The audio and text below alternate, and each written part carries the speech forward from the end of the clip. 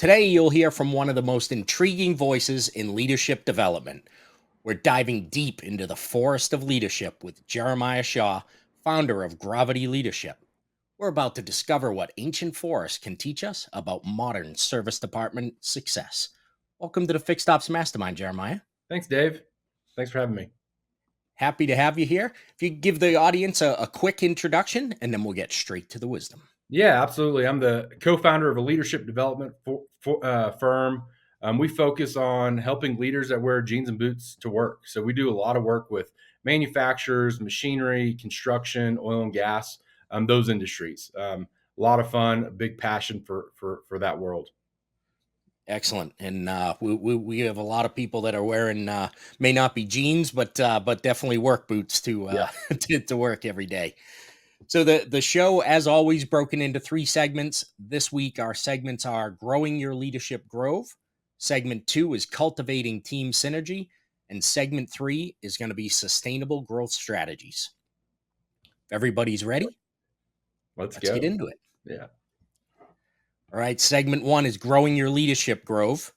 And first question, Jeremiah, is as someone who helps leaders become more Grove-like, how can fixed ops managers create an environment of protection and renewal for their teams while maintaining high performance standards? Yeah.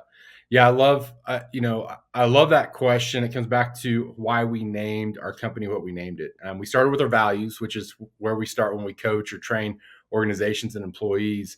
And some of the things that were arising are these words like integration and integrity and abundance. And so we started leaning into like this imagery of what really captured that. And it was this idea of a growth. And as we look at that and build these coaching groups and work with organizations, when we look at a leader, we start realizing that those that they have within their direct reports and their teams, they have a deep responsibility to not only get the work done and drive outcomes, which we believe is directly connected with how you show up as a leader, right? So we're not saying that this way will slow you down. We're actually saying this idea of leadership, of seeing yourself as a grove for the people around you, they are within your care, that you need to sustain them and renew them and make sure you're pausing to listen to them. Because our approach in leadership is trying to figure out, hey, what really drives an employee? What drives a leader? What drives the organization? What are your values? How do we get those aligned? And then how do we move forward together? And values are all about how we're going to accomplish what we're doing. It's an agreed, it's an agreement that it's an operating agreement.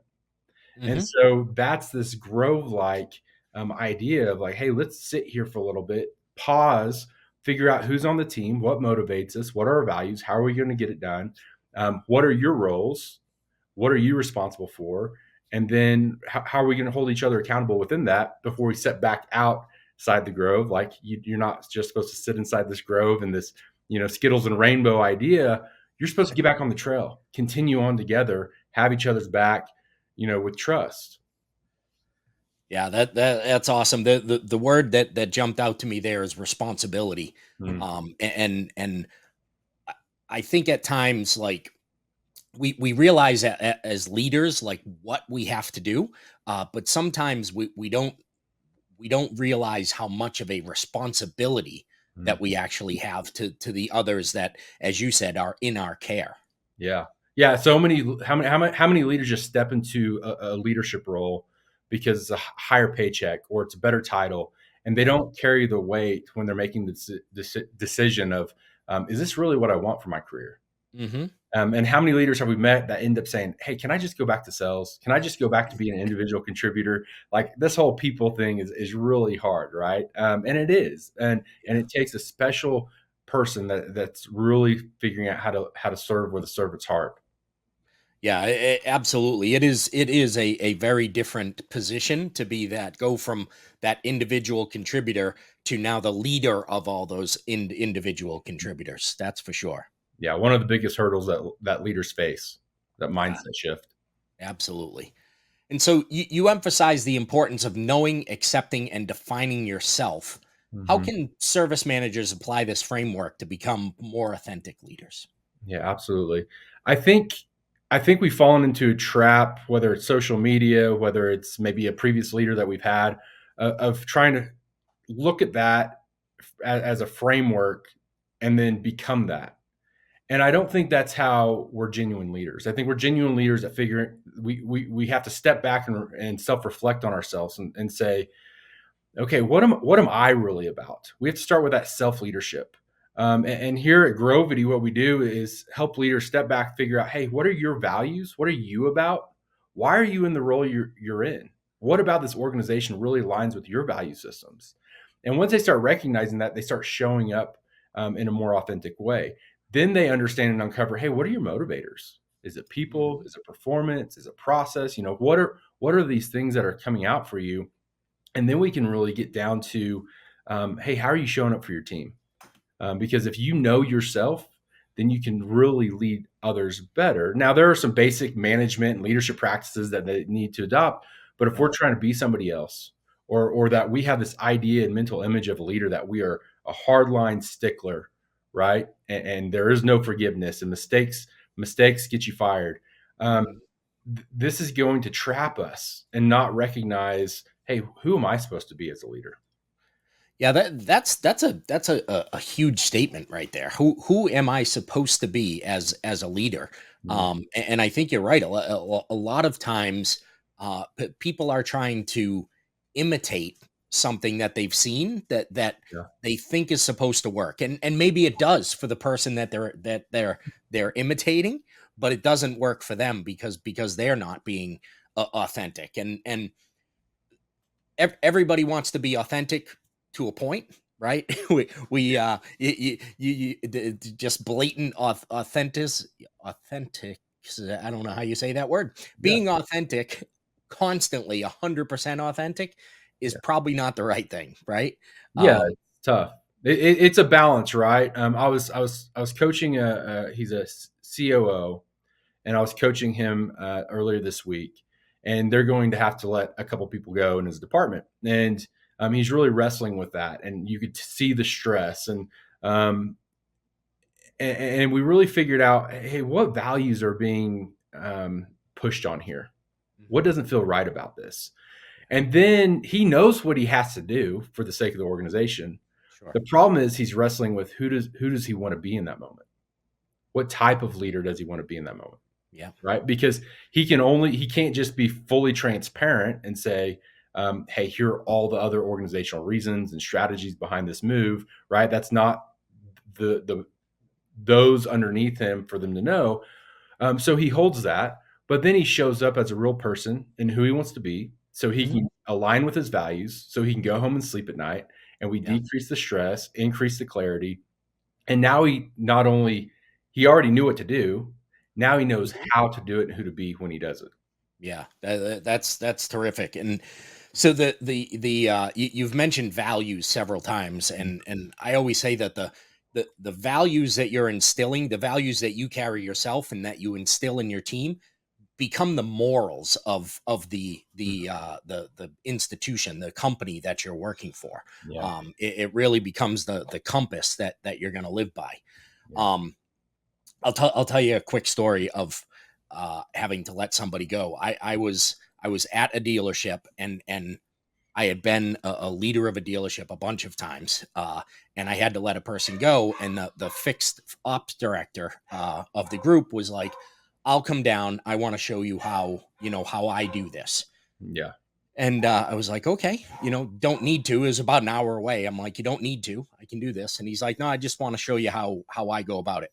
Mhm. I'm expecting to see this revolutionary way to do something difficult, of let somebody go. We go into my office with the person, and he literally goes, "Yeah, it's not working out. We're letting you go today. Any questions? Please call HR." And he goes, Wow. They'll have all the other information for you. Here's your last check." Yep. And the guy's like, "Can you tell me why?" He's like, "Call HR." Mhm. And the person get up and walked away. I was like, "That you drove an hour to Yeah, do that? You could have just told me on the phone, like, I'm gonna show you how to be extremely cold with somebody." yeah. Yeah. And so what a great learning opportunity for you, right? Of getting work for a leader and say, is that how you adopt, what do you adopt out of that and continue on and carry with you Hmm. as a leader? Or do you step back and say, that didn't feel quite right?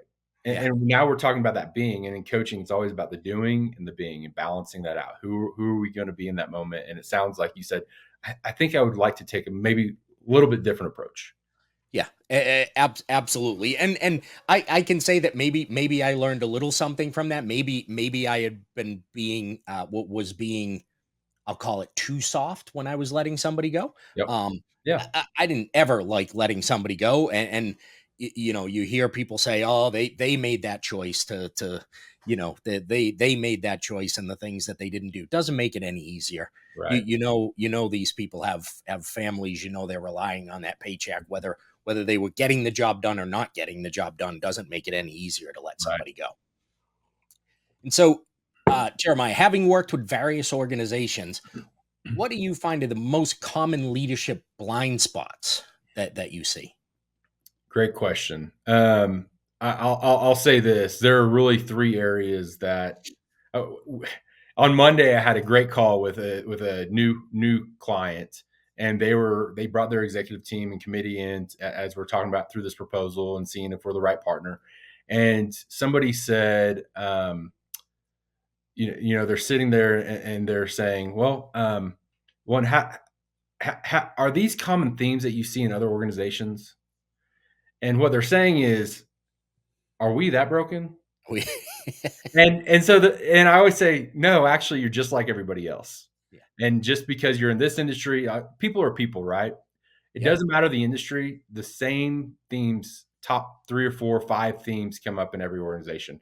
right, Usually it's communication, huge blind spot for leaders. They think yep, they're communicating because they're communicating the way they want to be communicated in, yes, not others, right? They said, well, I said it. Okay, but what was heard? And so, hmm, huge blind spot, especially with new leaders. Trust, they don't recognize what is trust. How do we build trust? Because communication, conflict, all these things that exist, employee performance, employee engagement, no, none of those things can be achieved if we don't focus on trust. So, communication, trust, conflict are usually kind of the indicators when people start to reach out to us. yep, Obviously, we love the people that reach out to us before we get there, but those are usually pretty big blind spots. Leaders think that they know how to handle conflict. Usually they don't. yeah, Gallup is pretty clear with their research around why do people leave organizations? It's the boss. hmm, Sixty yeah, percent of the time, it's the boss, right? And that's usually they don't trust them. They aren't clear and concise with what they're asking. They're not managing well, right? Of saying, "Hey, here's what you do. Here's how you win in your role. Here's how you're held accountable. Here's my style with you." yeah, And they just don't trust them. And so yeah, those are huge blind spots for leaders to step back and say, okay, here's how I do conflict. Here's how I communicate with my team. Here's how I hold them accountable. And here's how I continue trust, right? Which is just relationship management. yeah. And you mentioned communication at the top of that, which a lot of it all just flows from that, right? A poor lack of communication is gonna erode at trust and all those other things. Yeah. Um, I don't know who to attribute this to, but I heard this once that said, as a leader, your job is to communicate until you're bored of saying what you're saying, and then say it another 50 times. Yeah, So, exactly. Yeah. There's a lot of truth in that. A lot of truth in that. absolutely. And so we're gonna move into segment two now, which is cultivating team synergy. So a little focus on team development and coaching. And your team coaching process includes a define and design as the first step. Hmm. What key elements should fixed ops leaders focus on when creating their shared vision for service teams? Yeah. So the shared vision for a service team, that is really the defined moment. We're talking to an organization right now, manufacturing organization, working with kind of their directors and VPs. And the biggest conversation that we're having now is making sure that the organization has been very, very clear on what's the vision Hmm. for the organization and from the executive team. Yeah, Because within these coaching sessions, that's not going to change. yeah, And so it's our job to come in and help them really be the glue and kind of reinforce the communications around that vision. Um, and they've done a great job because they say, hey, here's the vision. Here's our 3-year vision. Here are our quarterly markers. Here's what your role is, how you contribute to that. So we're coming in and helping them clarify, okay, how do we do that together as a team? And so being able to sit down, and this is the same process with every organization. We come in and provide assessments for people. And I think that's where what people miss is they just assume, hey, here's the vision, go execute it, right? But they never get down to and back to the values is like, okay, how are we going to exist together as a team? Sure. So a lot of what we do is just co-designing the relationships, and before the conflict happens, being able to say, okay, are we all on board for this vision? Do we understand this vision?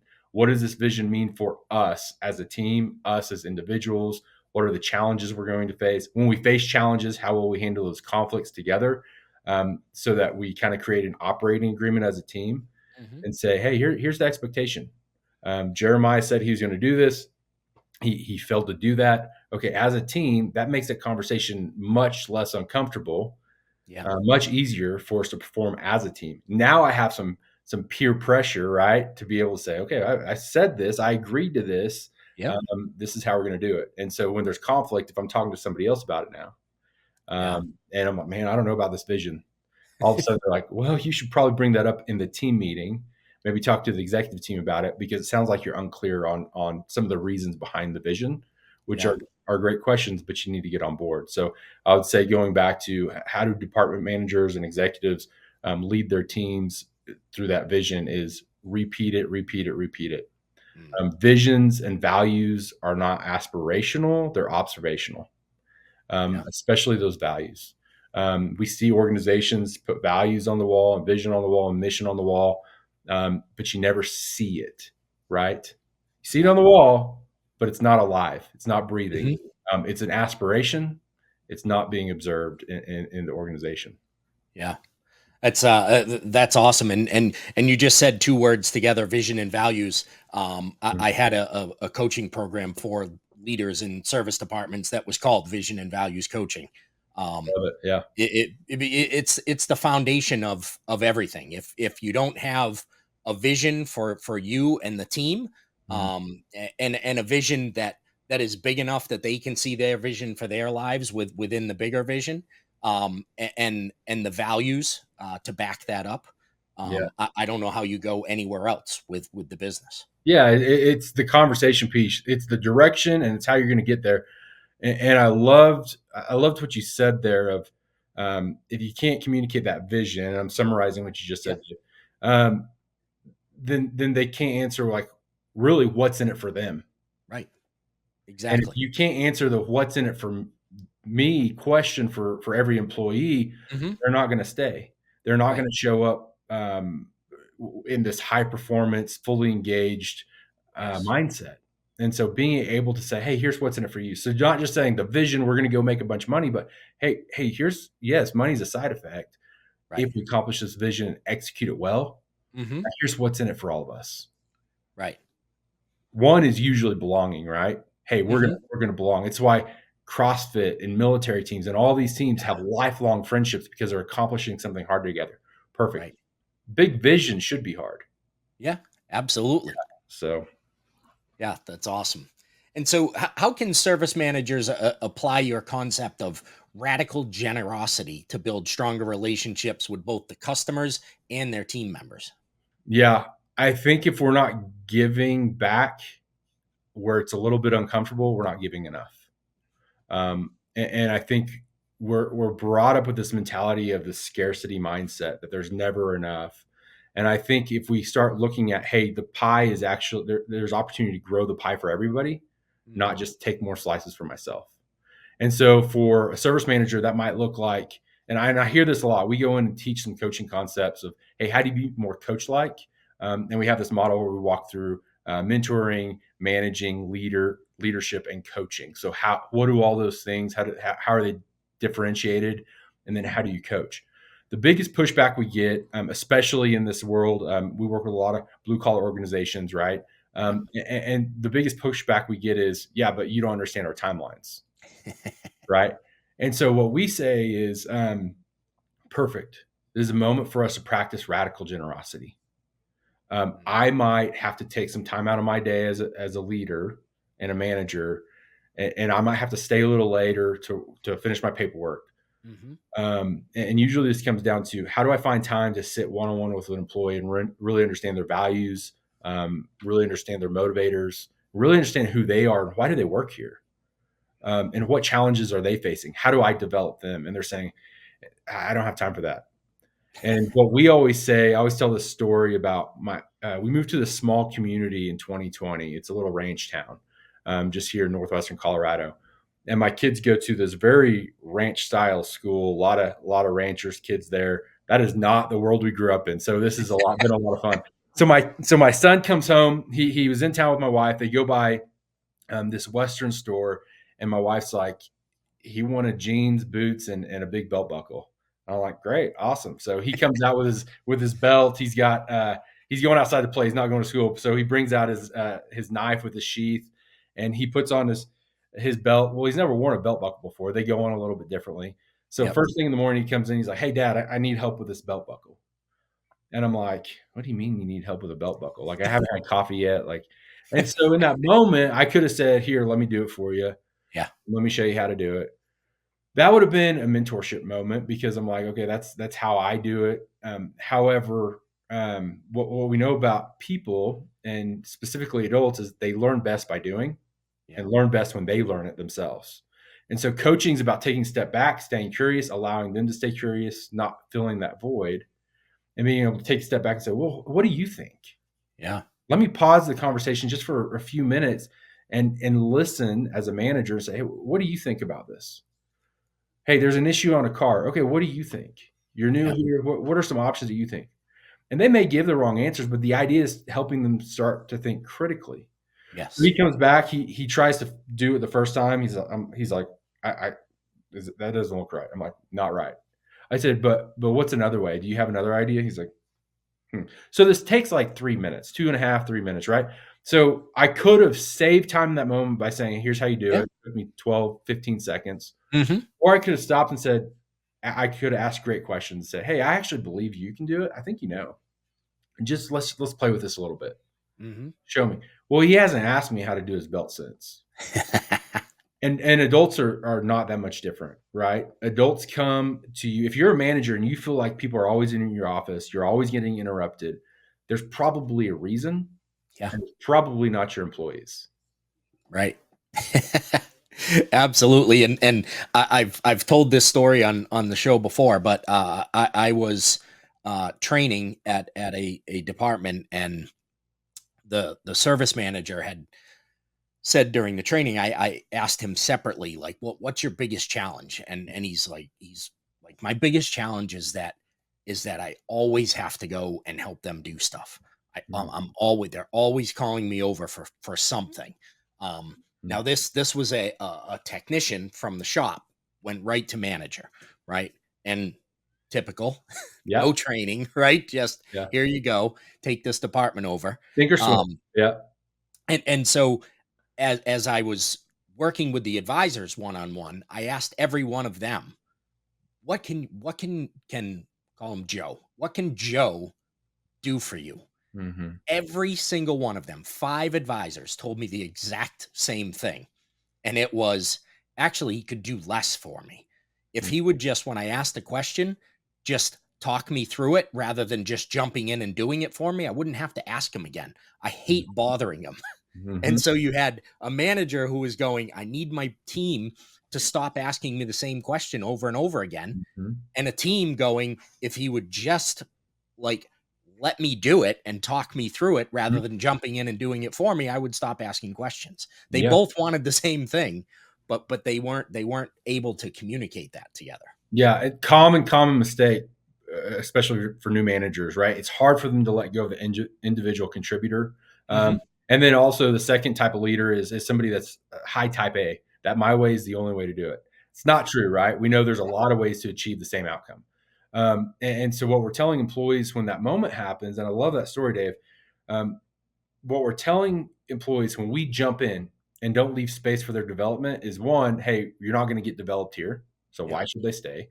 Two, I don't actually trust that you're smart enough to do that. Yeah. And for me, as a manager, being able to step back and say, okay, hey, I actually let me reset on this because this is a really important, I think, topic that comes up with leaders, whether they've been leading for 20 years, 30 years, 40 years, is we need to self reflect on what do we believe about our employees. Mm. Do I believe that they're smart and capable? Do I believe that I hire well? Do I believe that I develop well? Or do I believe that we just need to put butts in the seats and these people are stupid and they're probably not capable and they're going to be a pain in my butt as long as I manage and lead? Yeah. And there's two very different ways to go about that. And you can tell the organizations that do it well, the organizations that believe in their employees, that Hmm. develop their employees. Yeah. You can in a lot of cases, you can feel that when you walk into a place, Yep. right? You don't. Nobody even needs to tell you how leadership is. You walk in and you can feel it. Yeah. Yep. Um, so you started to touch on this, but in your experience, what role does curiosity play in improving communication between departments and problem solving? It's everything. When we get to reset a conversation or a problem with curiosity, we're detaching our emotional attachment to being right. And so when I get to extend it out and hold it out and come to you and say, hey, Dave, you're in a different department. I'm over here. Hey, we're making these changes over here, or you're making changes over here. It's impacting me. And versus me saying, what are you doing over here? Now I can step back and say, hey, let me just explain where I'm coming from. What are you seeing? Now we can detach and just remain curious around the problem Hmm. versus showing up and trying to be right. Same thing with employee conflict. Something happens with an employee, they break something, they mess something up, they show up late. We have the story in our head that we play, Yeah, assumptions that we make. And curiosity is a cure for those assumptions. And assumptions get us in trouble and create deeper blind spots for leaders. they sure do. I love that, and I'm a big believer in remaining curious as a leader. Right? It's the sometimes the ego gets in the way, and you want to be the one with all the answers. But that is not a long term strategy for Yeah. success. Yeah, Uh, absolutely. and and so we move into segment three now. Last segment, sustainable growth strategies, where we're going to focus on organizational development and long term success. Mm-hmm. And so you mentioned it earlier. You're living in a small town uh, with a population sign that reads question mark. Yeah. That Yeah. I I read off your website. So you understand the importance of community, obviously. How can fixed ops leaders better connect their departments with the broader dealership community? It's a great question. How can they connect? Create this sense of belonging across the whole organization. Yeah, What we're asking. One, just curiosity, right? It comes back to curiosity. Yes, we're in a small town. We moved from Oklahoma City, Oklahoma, obviously a lot larger. hmm, Um, the smaller your organization is, the more people know about each other, right? yeah, And the more you have to like lean back into community when there's conflict because things get awkward. The yeah, bigger it is, it's easier to hide. And I would say for large organizations or mid-sized organizations, make sure you're creating opportunities for people just to connect before there's conflict. hmm, So that might look like taking all the department heads and getting them together once a month for a meeting and just discussing what are the things you're seeing. Maybe it's a barbecue for the employees. Maybe that's the lubricant. That's the relational collateral, the deposits you're making before there's going to be some sort of conflict. If you're a high performing organization, if you're a successful organization, yeah, you're going to have conflict, and it's about how do you optimize and leverage that conflict for the benefit of the people in the organization. So hmm, how do we create a sense of belonging? Is make sure that we're communicating the vision and the values for everybody. And when we hire, make sure that their values match that, because that is a head start for relationships and community yeah, and belonging. When I have a shared value with somebody or an organization, I know like, hey, this is what we're about. I can get hmm, behind this. We always do the right thing. We always treat the client right. Man, I'll stay here forever. Yeah. Most of us have left an organization because of friction, and that friction probably came down to the value set. So make sure Yeah. we're communicating that, living that, and just having casual conversations, Hmm. checking in on people, not making assumptions that everybody's okay. Right. And if they are okay, great. Now we get to develop them. So Yeah. I hope that answers your question there. Yeah, no, absolutely it does, and I love what you said there about talking about values, value matching before we even hire the person, Hmm. right? Because you can train anything, but you are not going to change somebody's set of values in their life. That's not going to change when they come to your organization. Yeah, yeah. That's a tough fit to make work. Hmm. Absolutely. And so you have extensive experience in sales in your background. How can service managers better align their team's values with the department's revenue goals? Yeah. I had this conversation with a leader recently. He was wrestling over some individual contributors and maybe doing an organizational change. Um, and I think we have to understand as leaders that we have to check our loyalty. And if I'm not loyal to the organization first, if my loyalty is just like you see these leaders that are like, oh, I got to protect my team, I got to do this. Yes, we have to do that. But if I don't take care of the organization, if the organization's not healthy with their revenue, I can't care for my people. Now Yeah. nobody has a job, or things get really hard for everybody. Hmm. So when we're making sure that people, the leaders, are on the same page of like, hey, how do we grow our revenue? How do we talk about revenue in a way that doesn't make people feel dirty? Like that's the purpose of business. Right. Right. And so being able to say, hey, the more we drive revenue, the more we create efficiencies, um, the more secure everybody's job is. Now we get to focus on the fun stuff. I used to do Yeah. fundraising for a while, and everybody complained about having to make the cold calls, calling the donors, building those relationships, because they're like, well, I got into this because the mission of the organization, not to fundraise. And I'm like, Mhm. yeah, but if we get really good at fundraising, Yeah. we don't have to think about fundraising for the next 6 months. Now we get to go Right. back and do why we joined the organization and have fun. So Hmm. let's knock this out because again, cash is something that if we have cash, things are more fun with cash, Yeah. right? Absolutely. The healthier the revenue, that's something that, and I talk about this too. We work with a lot of HR departments too, and leadership or the internal training teams. And sometimes there's just a lack of business acumen sometimes of understanding. They may come up with initiatives that might be great ideas, but the question's never asked, how does it contribute to the bottom line? How do we measure that? Like Hmm. ROI, especially in any kind of service department, you got to measure efficiencies and the return on investments on these things as well. So Yeah. Excellent. I love a great meal. I kind of like cooking, right? And that's the same kind of thing, right? With the revenue, like the eating of the meal is the fun part, but you've got to do the other work to get there, yeah, to enjoy that part. yep, absolutely. Um, and so as someone who values work life, I'll call it integration, because I don't think Great. there is any work life balance. Yeah, on the Uh, same page. I love that, Dave. I all love. right, Yeah. so uh, and I'm taking that from the active lifestyle that you described in your bio, Mhm. in Colorado where you live now. What advice do you have for fixed ops leaders struggling to try and maintain balance while managing the demands of a busy service department? Yeah. Work is hard, right? Um, and we're one of the models that we use and have kind of come up with here at our company when we're working with leaders is we step back and kind of measure the different areas of their life from a holistic approach. When I start coaching new leaders, and I actually had a CFO I was coaching, and he called me after the first session because we got really deep really fast, which sometimes takes a couple sessions.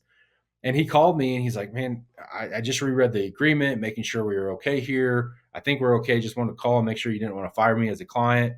Um, and he was concerned because he started talking about personal life, like 75% of the call. Hmm. And I said, man, this is great.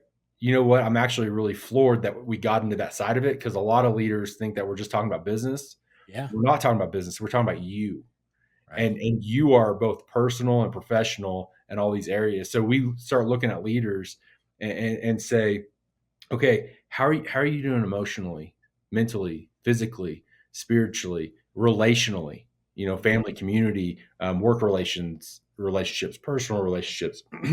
And if they're dissatisfied, then we start building goals to help them achieve those things. And so maybe your work is going really well. And I've worked with leaders. I was working with a leader at the Fortune 500 company one time, and he came back and said, "Man, it was like the fourth or fifth session we had that it just clicked for him. And he said, um, work's really, really good. I'm making more money than I ever thought I'd make. I haven't taken my spouse out on a date in 2 years, and I'm 60 pounds overweight. And I haven't, I tuck my kids in and I'm checking my emails while I'm in their bedroom. Mm. And I'm like, man, what's important about this? And he just completely folds and is like, this isn't the person I want to be. And what he's saying is, like, professional career, he's killing it. Yeah. But every other area of his life is feeling that, because we Mhm. haven't stepped back as a leader and said, okay, what life do I want to build, and how do I align that back to my job? So what he did, we kind of did an evaluation, said, okay, where do you have your cell phone at? When do you check email? Who do you want to be as a spouse and as a father? Yep. And he said, this is the person I want to be. Okay, we created the vision. Now we create the plan with goals and start taking steps towards that. And so I would tell, and what happened, we've got to say, make this call out. Over the next 3 months, his department grew substantially. And his leaders, his directors that sat underneath him said, there's something different about you, and I'll follow you to the end. Mm. Because they saw him living who they Right. wanted to be. He was setting the example. And Yep. when we say, nope, I'm going to die on this, I'm working 80, 90 hours a week, like, this is what it's about. That, again, like, you are a better leader when you find your passion, not just at work, but outside of work. When you Yeah. prioritize your life and align your life back to your personal and professional, you're going to show up and be a higher performer leader. Yeah, you need to be a complete human being for people Yeah. that whether it's your family or your team to see you as a human being and not just as a boss or a dad or a husband, right? Yep. That Absolutely. that comes through. Like we talked earlier about, you can walk into a place and feel a place that has that good culture and good leadership. That your team can feel that from you. If you are just all work all the time, they know, they feel that, and most people, that's not the life they want. Well, and the integration word, I think it's really important, because there's seasonalities, right? Yep. Spouse gets sick, kids get sick, kids have a school play, or work. Market takes a downturn. We're trying to figure out, how do we come back, in a hard economy, or a tough situation at work. There are seasons that we have to sit back, and that's why I like the word integration, not balance, Yep. because integration in my mind has a visualization of knobs. Okay, I'm going to tweak this, I'm going to tweak this. And when we take our eyes off the dashboard, things can get out of whack. Yep. Yeah. I love that. And I always use, rather than the seasons analogy, because seasons tend to feel long, Yeah. right? At times, especially Yeah. here in the Northeast, we're now in this winter season, and I do Yeah. not like the hours of darkness. Yeah. Um, I always use the library analogy, where you're, rather than a season of life, you're in the library, and it's a book, it's a page, it's a chapter. Hmm. It's a lot of different things. It's all the micro moments that make up everything that is going on. And rather than having to get through a whole season, maybe you just need to get through this next 5 pages of a chapter, or Yeah. maybe you just need to turn the page to read something different, and be in a different part of your life. Yep. Yeah. Same here. 7 months of snow on the ground. Seasons are long. I'm gonna have to start changing the word I use. Good Boy, call. oh boy. Jeremiah, this has been a really fun conversation. Um, tell everybody where they can find you. What's the best way to get a hold of you? Yeah, Jeremiah Shaw. I'm on LinkedIn, pretty active on LinkedIn. And then our website's Grovity, Grovity, leadership.com. Yes, we made up a word. We're very aware. It's grove. It's the word grove and the word integrity combined. So All right. I love it. I would have gone with Grove and Gravity is where I thought you were going with that. yeah. Um, Jeremiah, again, great to have you with us. And to everybody else, we'll see you next week.